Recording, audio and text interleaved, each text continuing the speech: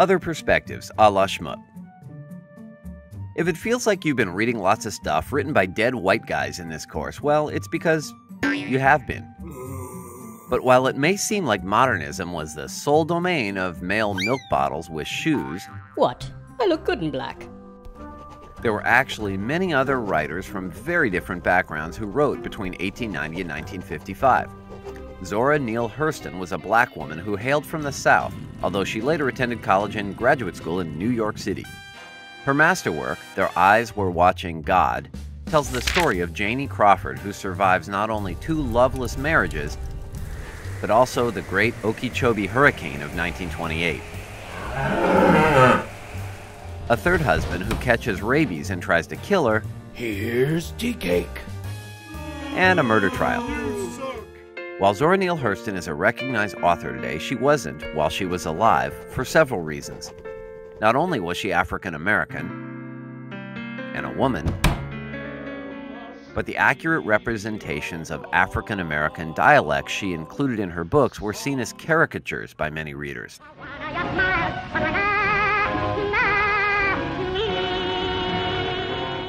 That's 3 strikes, and yeah, she's out.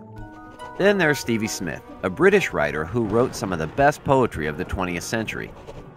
Smith became fascinated with death as a little girl after she contracted tuberculosis and had to go live at a sanatorium for several years.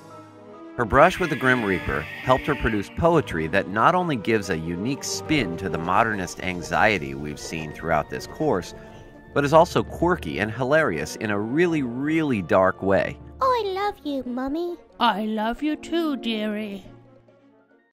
We'll also be looking at Langston Hughes, a poet, novelist, and playwright of the Harlem Renaissance. No, that would be a Harlem Renaissance fair. The Harlem Renaissance was a movement in the 1920s that saw an explosion of creativity from African Americans, especially those, like Hughes, who lived in the New York City neighborhood of Harlem. Harlem, land of swing and jive, where the world learns how to sing and dance. Another author who lived in Harlem but who wrote in the years after the Harlem Renaissance was James Baldwin.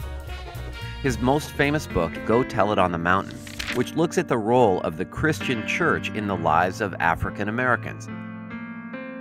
For him, poverty and drug abuse were far more devastating problems than the spiritual issues that might have affected well-off men like T.S. Eliot or Thomas Hardy. You'll find that modernist literature is like a circus tent, big and roomy and with plenty of space for different writers from different backgrounds. And if you wanted to, you could fit a half-dozen modernist writers into a Volkswagen Bug. I love you, Mommy.